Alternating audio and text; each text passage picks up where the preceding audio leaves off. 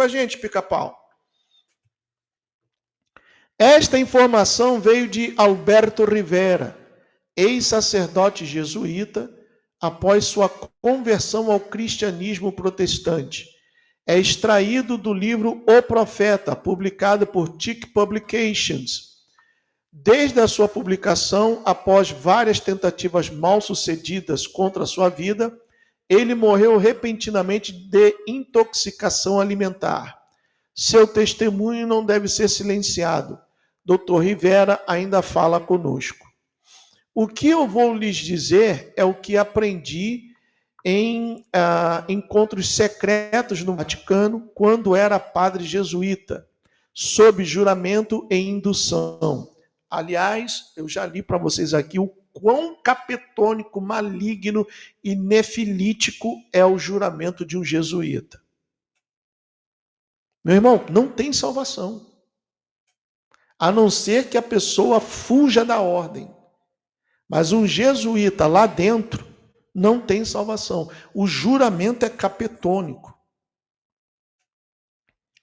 Então diz aqui, um cardeal jesuíta chamado Agostinho Bea nos mostrou o quão desesperadamente os católicos romanos queriam Jerusalém no final do terceiro século, por causa de sua história religiosa e sua localização estratégica.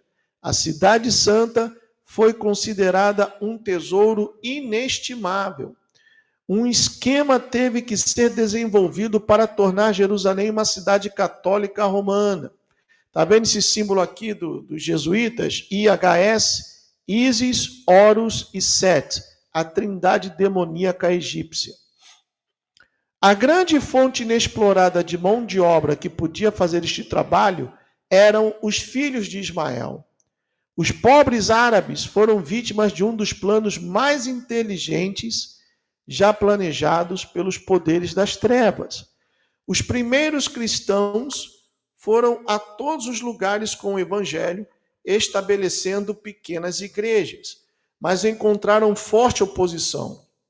Tanto os judeus quanto o governo romano perseguiram os crentes em Cristo para impedir sua propagação. Mas os judeus se rebelaram contra Roma e em 70 Anno Domini, os exércitos romanos sob o general Tito esmagaram Jerusalém e destruíram o grande templo judeu, que era o coração da adoração judaica, em cumprimento da profecia de Mateus 24, 2. Neste lugar sagrado hoje, onde o templo já esteve, está a cúpula da Mesquita da Rocha, que permanece como o segundo lugar mais sagrado do Islã. Mudanças varredoras estavam no vento. Corrupção, apatia, ganância, crueldade, perversão e rebelião estavam comendo o Império Romano e estava pronto para entrar em colapso. A perseguição contra os cristãos foi inútil, pois eles continuaram a dar suas vidas pelo Evangelho de Cristo. Está vendo? E hoje essa igreja vagabunda, mentirosa, adoradora de Mamon, diz que vai morar no céu. A única maneira de Satanás poder parar este impulso foi criar uma religião falsa de cristãos para destruir a obra de Deus. A solução foi em Roma. Sua religião tinha vindo da antiga Babilônia e tudo o que precisava era de um rejuvenescimento facial. Isso aconteceu durante a noite, mas começou nos escritos dos pais da igreja primitiva. Foi através dos seus escritos que uma nova religião tomaria forma. A estátua de Júpiter em Roma acabou sendo chamada de Santa, de São Pedro. E a estátua de Vênus foi alterada para a Virgem Maria.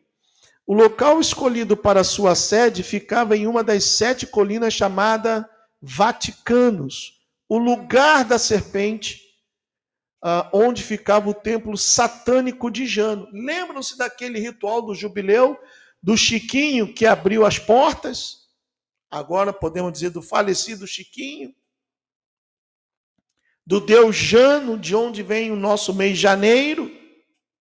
Pessoal, está tudo ligado, aquilo dali é uma habitação de demônios. Sai dela, povo meu, sai dela. E as filhinhas prostitutas são as igrejas evangélicas que conhecemos hoje.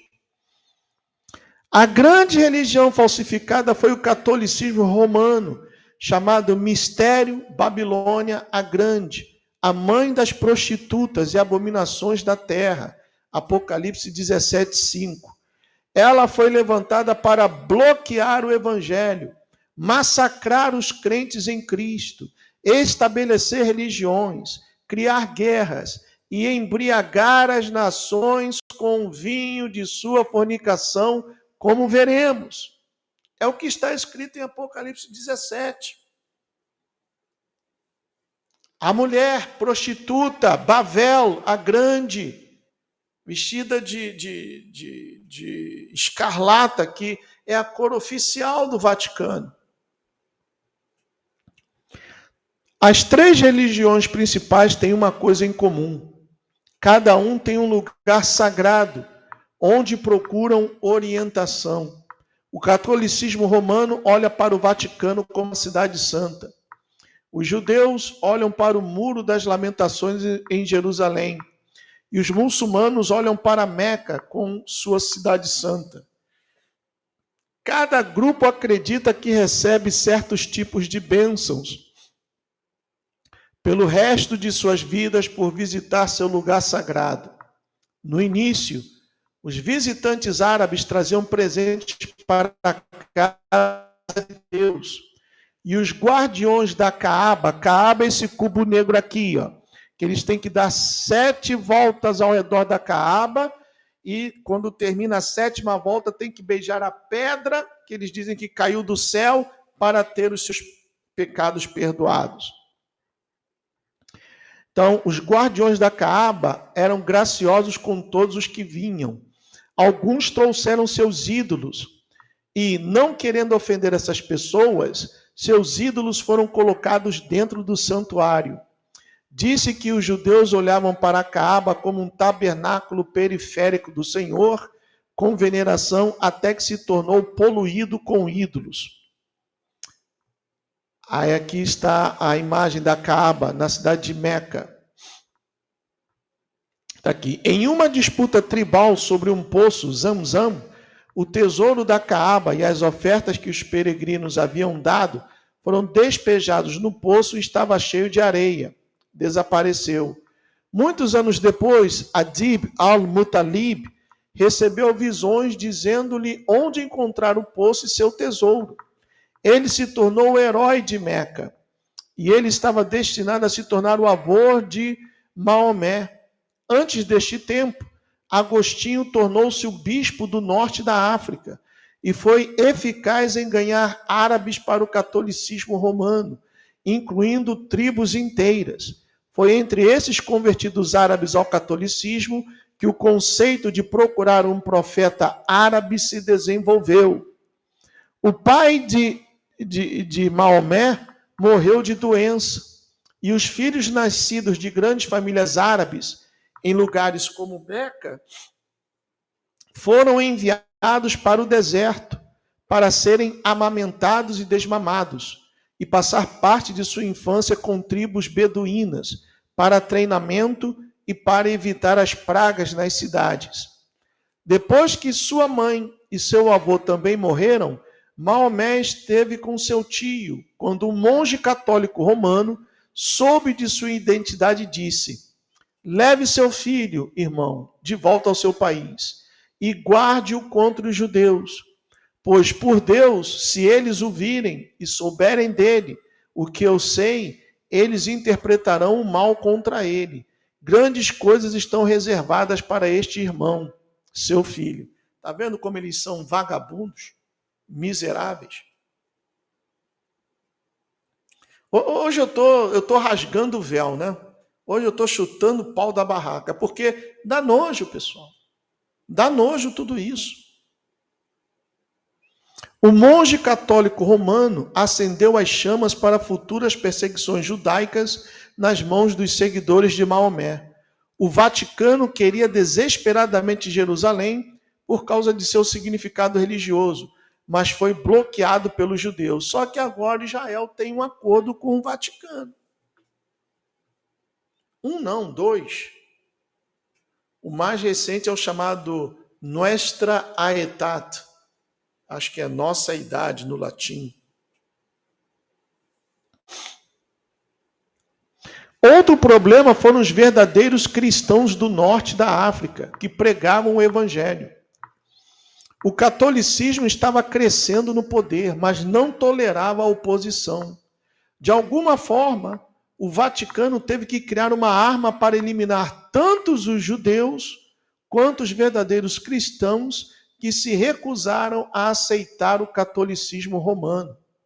Deixa eu mostrar outra coisa a vocês aqui. Cara, eu vou me lembrando. Deixa eu pegar aqui. Qual é o vídeo?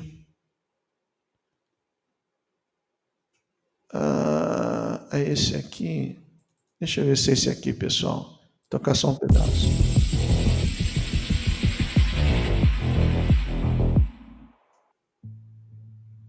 Em 1919.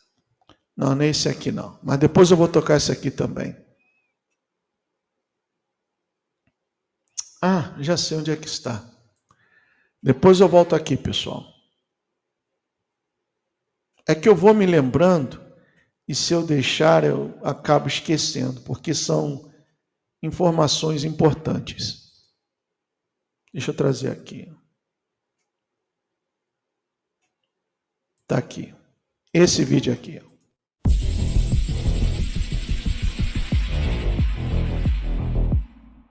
A Igreja Católica é conhecida por integrar costumes locais para ganhar convertidos. Isso é conhecido como sincretismo ou aculturação. A deusa celta Brígid tornou-se a Santa Brígid da Irlanda. Imagens da Virgem Maria são um reflexo de Ísis. A deusa asteca Tonantzin tornou-se Nossa Senhora de Guadalupe. O uso de incenso e procissões elaboradas na liturgia católica vem do culto pagão romano, como nos templos de Júpiter. A palavra Amém está ligada ao deus do sol egípcio Amon-Ra. E Aleister Crowley escreveu que a missa católica é igual à missa gnóstica, que é o rito central do Ordo Templi Orientis. O Festival Celta de Samhain tornou-se o Dia de Todos os Santos, e muito antes de existir a Páscoa, havia o Festival Aquito da Antiga Babilônia, o Festival Antestéria da Grécia Antiga, o Albanailir druídico, o Festival Romano Hilária, que comemorava a morte e ressurreição de Atis, e o Chamel Nassim do Antigo Egito. Todas essas celebrações estavam ligadas ao equinócio da primavera e à renovação da natureza. Envolviam ovos pintados, coelhos e um período de jejum, seguido de um banquete. Antes que o Natal fosse celebrado em 25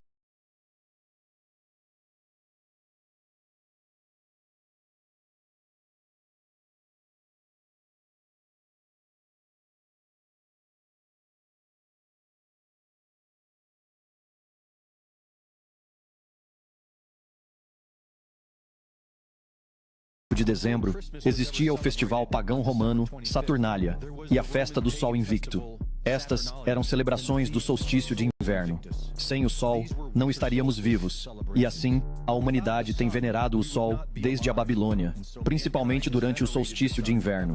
Todos os anos, entre 21 e 25 de dezembro, há uma morte e renascimento observáveis do Sol. À medida que o Sol atinge seu ponto mais baixo no céu, parece parar ou morrer, e então renasce ao começar a subir novamente. Vários personagens na história parecem ser personificações dessa morte e renascimento. Em 336 d.C., o imperador Constantino estabeleceu 25 de dezembro como a data para celebrar o nascimento de Jesus Cristo. Na época, o Sol ainda estava no céu, mas o Sol ainda estava no céu. Esta era a data de aniversário de Mitra, e era observada como a Festa do Sol, escrita S-U-N. Após 336 d.C., tornou-se a Festa do Sol, escrita S-O-N. Jordan Maxwell chamou isso de astroteologia e apontou para vários desses eventos astrológicos codificados na Bíblia King James. As 12 tribos de Israel, os 4 evangelhos, os 7 selos e os 4 cavaleiros. A pesquisa cabalística usa simbolismo celestial dos planetas e do zodíaco para interpretar narrativas bíblicas, então isso não é novidade. Os 12 discípulos de Jesus, o Sol, representam as 12 constelações do zodíaco ao redor do qual o Sol viaja. Mitra, o símbolo do Sol, era frequentemente retratado sendo rodeado pelas 12 constelações. Horus, o deus egípcio ligado ao Sol, nasceu durante o solstício de inverno. Sua mãe, Ísis, era representada pela constelação Virgem-Virgem, e sua jornada o levou através das 12 horas da noite. O mesmo simbolismo solar pode ser visto nos personagens históricos de Krishna, Adonis, Tammuz e Hércules. As 12 constelações do zodíaco coincidem com os 12 meses do ano e as 12 eras do grande ano, muitas vezes referido como a precessão dos equinócios. O grande ano tem aproximadamente 25.776 anos, e dividido por 12, cada era tem aproximadamente 2.148 anos. A era de Touro era frequentemente representada pela adoração ao touro. O deus solar persa, Mitras, era conhecido por matar o touro, marcando o fim da era de Touro. Simbolismo semelhante pode ser visto na Bíblia. Durante a transição da era de Touro para a era de Áries, há a rejeição do bezerro de ouro, sacrifícios de carneiro e o cordeiro pascal.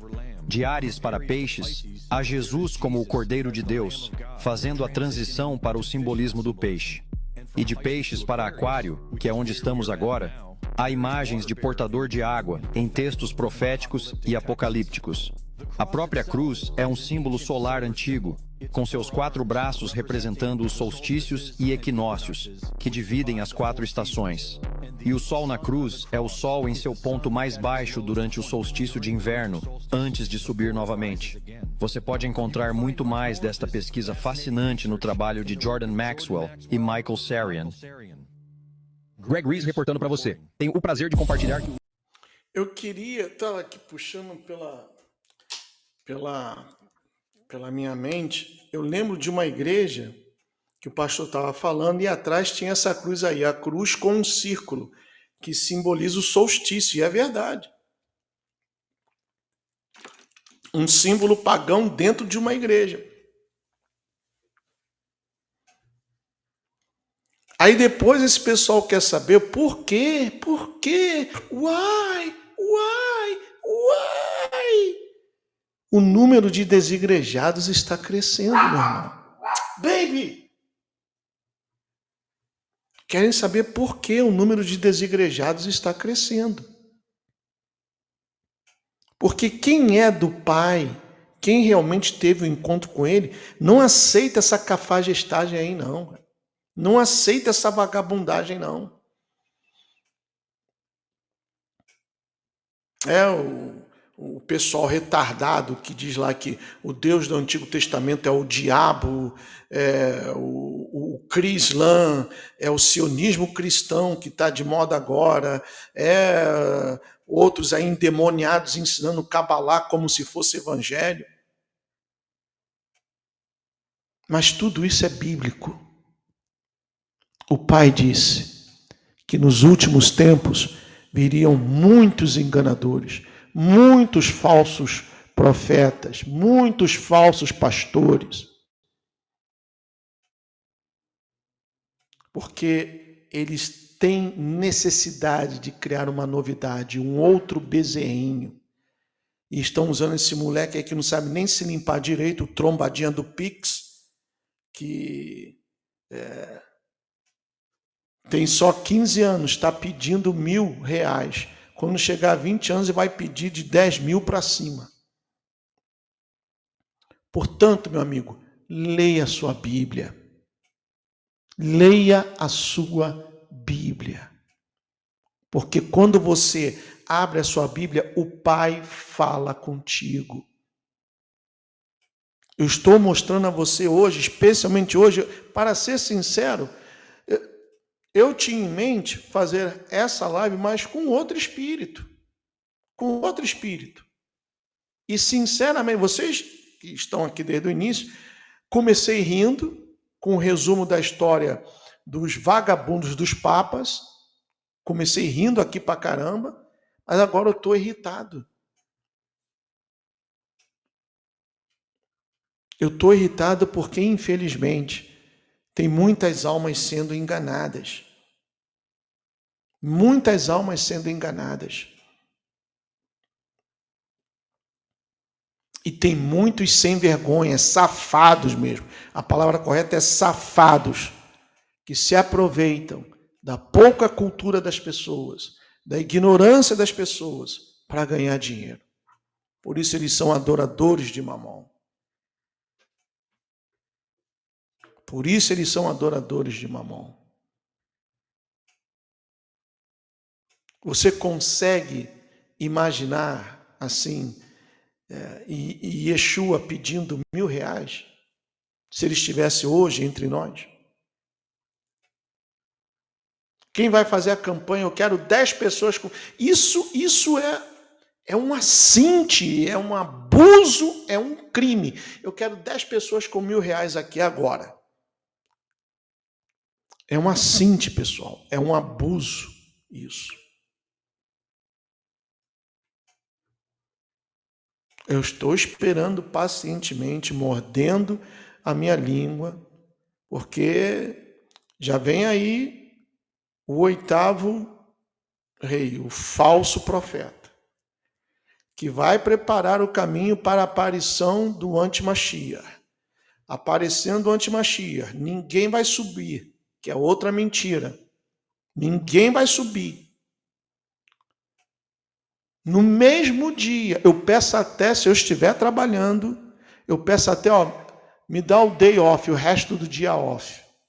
Eu peço o resto do dia off só para abrir uma live, vou ler nome por nome de todos vocês, enganadores que se utilizam das Sagradas Escrituras e estão mentindo, iludindo, enganando as pessoas.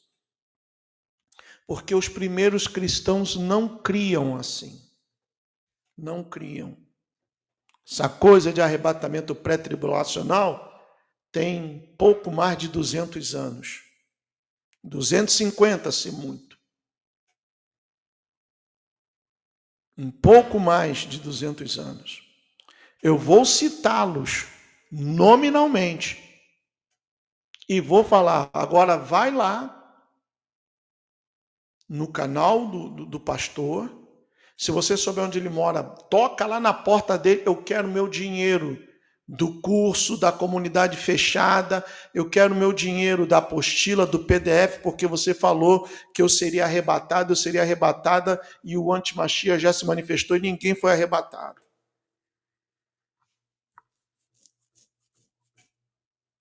Porque é um esculacho, pessoal. O nosso país está indo para o buraco. Daquela questão que foi levantada aqui. Pessoal, sinceramente, eu não consigo entender.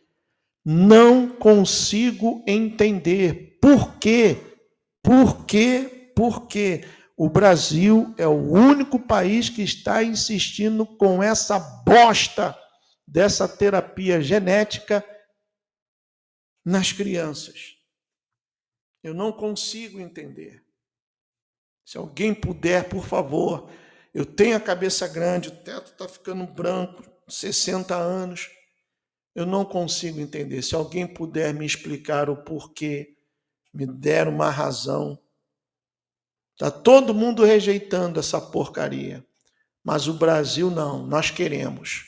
Nós queremos. Aí vem aquele maçom do Abner Ferreira. Se quando começar a vender, eu vou tomar aqui, na hemorroida, na cabeça, no cérebro, na rótula, na virilha. Tome em tudo quanto é lugar. Você, o teu pai, o cacique velho, o maçom do teu irmão também. Mas deixa o povo livre. Deixa o povo livre. Eu não consigo entender, pessoal, porque o Brasil está insistindo nisso.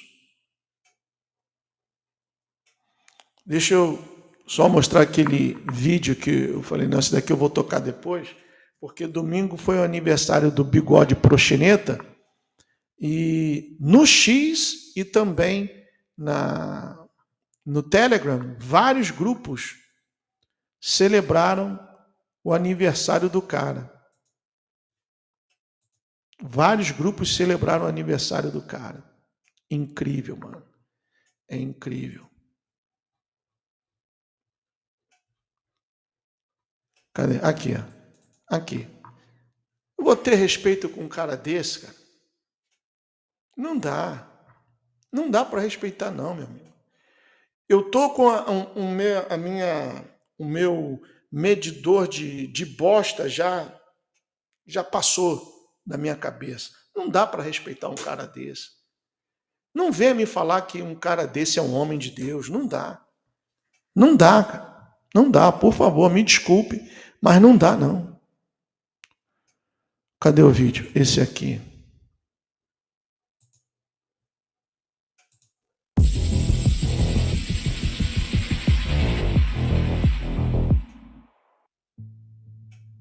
Em 1919, as sociedades secretas alemãs Thule Gesellschaft e a Sociedade Vril se uniram oficialmente para fazer contato e formar uma aliança com a antiga raça ariana.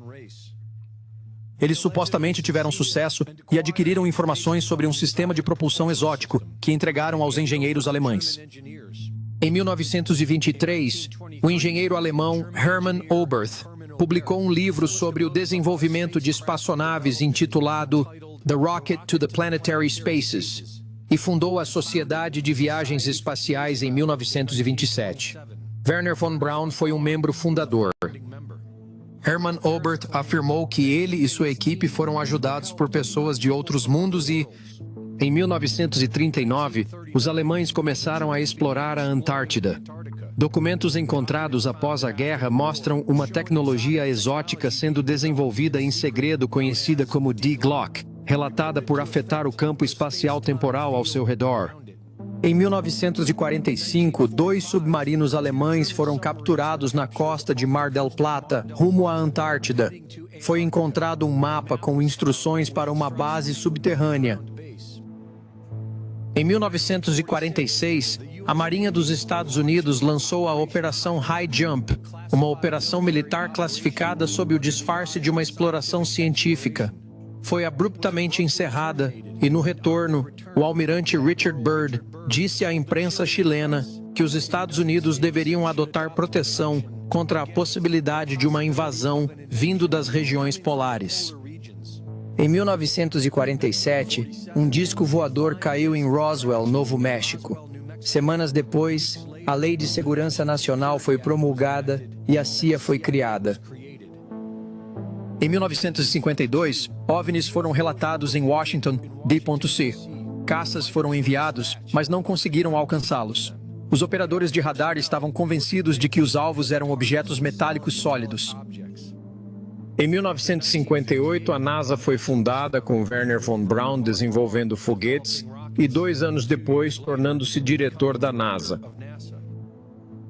Em 1959, o Tratado da Antártica foi assinado por 12 nações, proibindo militares, corporações privadas e o público em geral ao sul do paralelo 60, sem permissão expressa dos países signatários. Em 2024, o ex-funcionário da Raytheon, Eric Hecker, afirmou que existem armas exóticas de destruição em massa na Antártica. Eu tenho a entrevista desse cara aí onde ele fala dos neutrinos. Existem, embutidos no gelo, o que são chamados de módulos ópticos digitais, os DOMS. Eles têm aproximadamente o tamanho de uma bola de basquete. O array embutido no gelo é de 1 quilômetro por 1 quilômetro por 1 quilômetro. É o maior telescópio do mundo. E agora por que provamos que pode transmitir? É o maior sistema de armas de energia dirigida do mundo. É responsável pelos terremotos em Christchurch, Nova Zelândia, no início de 2011. E justamente ontem, o oficial do governo Trump, Michael Kratios, disse que nossas tecnologias nos permitem manipular o tempo e o espaço e causar coisas de crescer. Nas últimas décadas, a América tornou-se complacente, esquecendo os antigos sonhos de construir um futuro maravilhoso. Mas sabemos que o espírito pioneiro americano ainda procura explorar infinitas fronteiras. Nossas tecnologias e o que fazemos com elas serão ferramentas com as quais manifestaremos o destino do nosso país neste século. Nossas tecnologias nos permitem manipular o tempo e o espaço. Elas eliminam a distância, causam o crescimento das coisas e melhoram a produtividade. Reportagem de Greg Reese. Olha que coisa, pessoal. Os Estados Unidos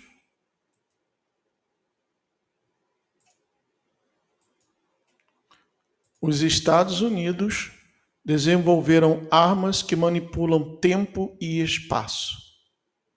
Deixa eu situar você na história.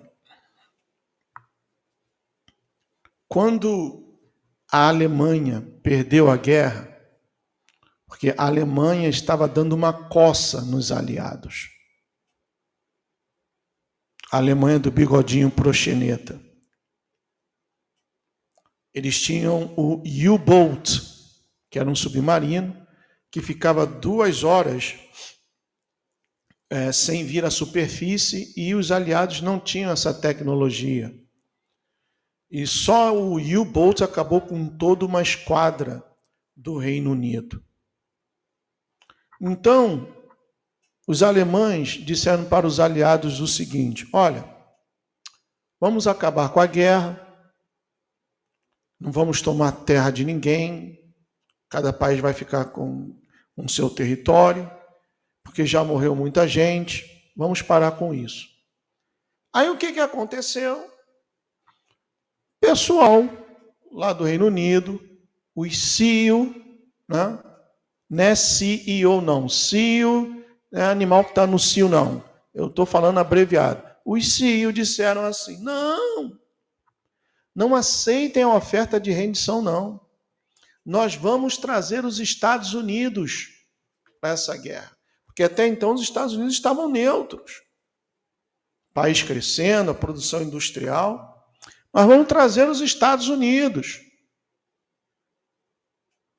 Aí, os CEO, que tinham acesso ao presidente americano na época, acho que era o Truman, disseram o seguinte: não é o CEO não. CEO de sionista, pessoal. Pronto, falei. CEO de sionista. Eles tinham acesso ao Truman. E disseram: olha, nós sabemos o que você anda fazendo. Você anda dando as suas puladas de cerca. Você é casado e tem uma amante. Se você não colocar os Estados Unidos na guerra para ajudar os aliados, nós vamos espalhar essa notícia e mostrar quem é a sua amante. Aí o que o boneco fez? Meteu os Estados Unidos na guerra. Os Estados Unidos, juntamente com os aliados, deram uma costa na Alemanha. A Alemanha teve que se render.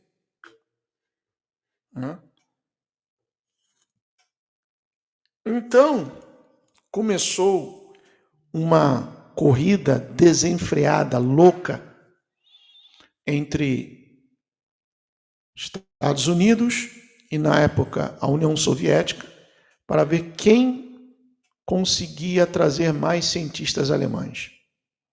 Nazistas, todos nazistas. Mengele, Himmel, Hammer, a tribo toda, né? E os Estados Unidos trouxeram vários, com nova identidade, novos passaportes, nomes americanos. Uma parte foi para a NASA, outra parte foi para a CIA. Na NASA, eles fizeram aquela falsa chegada do homem à Lua e estão criando um montão de coisas aí. Inclusive, eu até mostrei ontem o vídeo do ritual que foi a suposta viagem ao espaço daquelas mulheres com a Katy Perry mostrando a borboleta, que é o símbolo do projeto Monarca. Então, pessoal, esses cientistas também, porque a Alemanha era a nação que tinha a tecnologia de ponta, esses cientistas aqui nos Estados Unidos começaram a criar projetos. Por exemplo, o B-2, o avião que é um bombardeiro nuclear, que nenhum radar no mundo consegue detectá-lo, por causa do formato da asa e do revestimento que o cobre, o formato da asa é uma letra W, o B-2 é um projeto alemão. Agora, a Alemanha foi a primeira nação que abriu uma base militar na Antártida. Os alemães tiveram contato com as entidades que habitam lá na Antártida, que supostamente os primeiros anjos caídos, os 200 que desceram, né, Samyaza e outros, estão presos lá na Antártida. E o espírito dos seus descendentes ainda está por lá. Tanto que foi lá na Antártida, vocês viram aí no vídeo, que foi desenvolvido aquela arma chamada The Glock, o sino, que é capaz de emitir frequências e altera muita coisa. Então, quando vem um membro do governo Trump e diz isso aqui, ó, deixa eu mostrar a vocês. Diz isso aqui, ó. Cadê? Aqui, ó. Deixa eu colocar em português. Governo dos Estados Unidos anuncia que alcançou a capacidade de manipular espaço e tempo com novas tecnologias. Eu pergunto a vocês, essas novas tecnologias, porque está no plural, está ali, ó, com novas tecnologias. Essas novas tecnologias são humanas? Não, não são. Então, com quem o governo dos Estados Unidos está tratando, está lidando? Com entidades. E não somente os Estados Unidos, Israel também. O ex-chefe do Programa Espacial de Israel disse isso. Ele afirmou que tanto Trump quanto Benjamin Netanyahu sabem de vida existente fora da Terra. Aí a gente vê Apocalipse 9, que diz que uma estrela caída do céu, que é o Apolion ou Abaddon, e que lhe será dada uma chave para abrir o abismo. Liga uma coisa com a outra. Apocalipse 13, que diz que o falso profeta, que é esse último que estará aí por se manifestar, ele vai dizer às pessoas que façam uma imagem da besta e vai comunicar fôlego à imagem, vai fazer cair fogo do céu, e aqueles que não se curvarem e não adorarem a imagem serão mortos.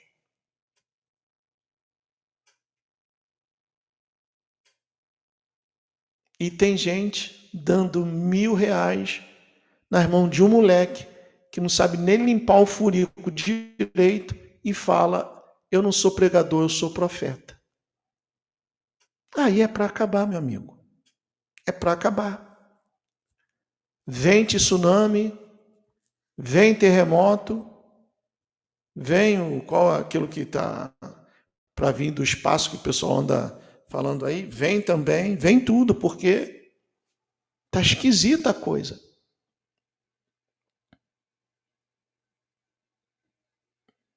E para colocar a cerejinha no bolo, ainda tem aqueles que dizem que vão morar com o papai no céu.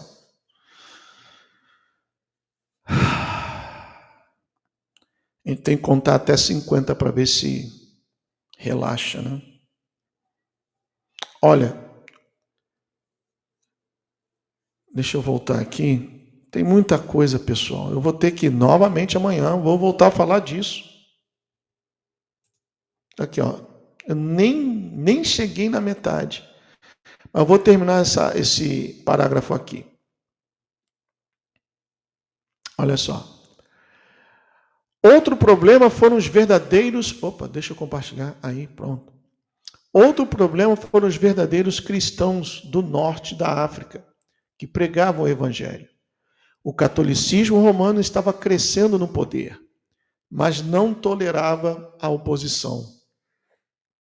De alguma forma, o Vaticano teve que criar uma arma para eliminar tanto os judeus quanto os verdadeiros cristãos que se recusaram a aceitar o catolicismo romano. Olhando para o norte da África, eles viram as multidões de árabes como uma fonte de mão de obra para fazer seu trabalho sujo. Alguns árabes tornaram-se católicos romanos e poderiam ser usados para relatar informações aos líderes em Roma. Outros foram usados em uma rede de espionagem subterrânea para realizar o plano mestre de Romeu, para controlar as grandes multidões de árabes que rejeitaram o catolicismo. Quando São Agostinho apareceu em cena, ele sabia o que estava acontecendo. Seus mosteiros serviram como bases para procurar e destruir manuscritos da Bíblia de propriedade dos verdadeiros cristãos. O Vaticano queria criar um Messias para os árabes, alguém que eles pudessem levantar como um grande líder, um homem com carisma, que eles pudessem treinar e, eventualmente, unir todos os árabes não católicos atrás dele, criando um poderoso exército que acabaria por capturar Jerusalém para o Papa. Na reunião do Vaticano, o cardeal Bea contou-nos esta história. Aí vem como Maomé entrou para a história. Prestem atenção que eu já vou terminar. Uma rica senhora árabe, que era uma fiel seguidora do Papa, desempenhou um papel tremendo neste drama. Ela era uma viúva chamada Khadija. Ela deu sua riqueza à igreja e se retirou para um convento, mas recebeu uma designação. Ela deveria encontrar um jovem brilhante que pudesse ser usado pelo Vaticano para criar uma nova religião e se tornar o Messias para os filhos de Ismael. Khadija tinha um primo chamado Waraquá, que também era um católico romano muito fiel, e o Vaticano o colocou em um papel crítico como conselheiro de Maomé. Ele teve uma tremenda influência sobre Maomé. Os professores foram enviados para o jovem Maomé. Ele teve treinamento intensivo. Maomé estudou as obras de São Agostinho, que o preparou para a sua grande chamada. O Vaticano fez com que os árabes católicos em todo o norte da África espalhassem a história de um grande que estava prestes a se levantar entre o povo e ser o escolhido do seu Deus.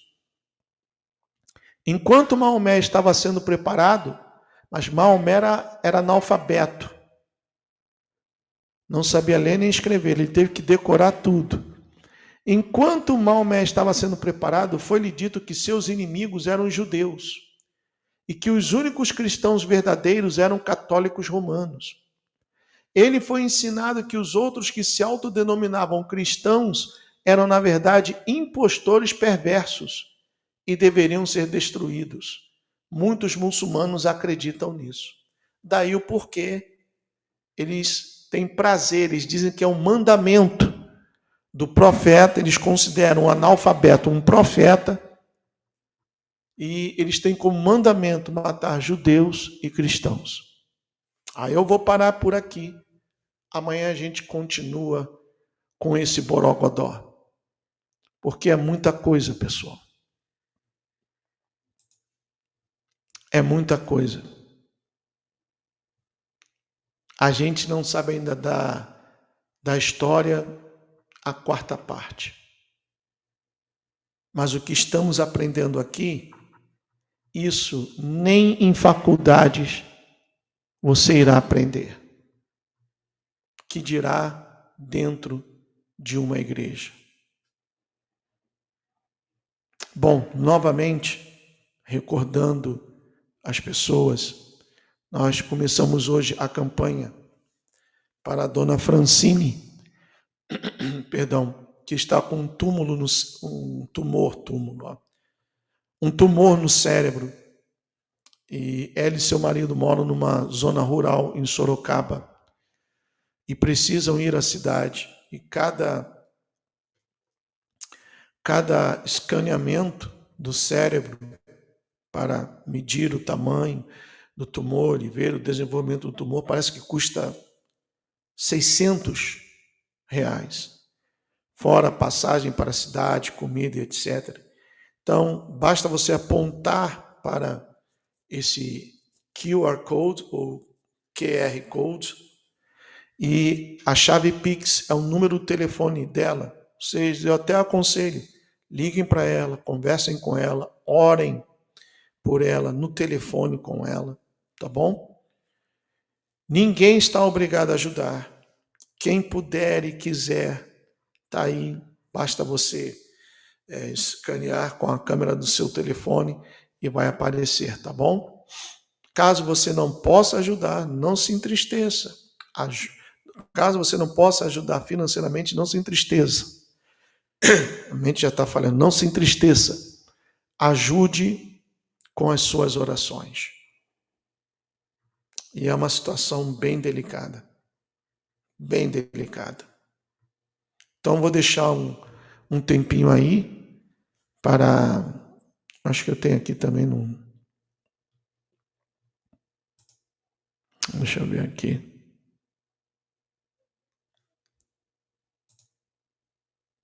Não, não é nesse aqui não. É esse aqui. Aqui também, ó. Basta escanear que vocês poderão, caso queiram, fazer a doação. Vou deixar um tempinho aí. A Vânia também está colocando as informações. Quem não quiser escanear com o telefone, pode anotar aí as informações que a Vânia está disponibilizando. Tá bom? Vou esperar um pouquinho para quem quiser fazer a sua doação. E caso você não possa, nós entendemos, sabemos da situação do país, o mar não está para peixe,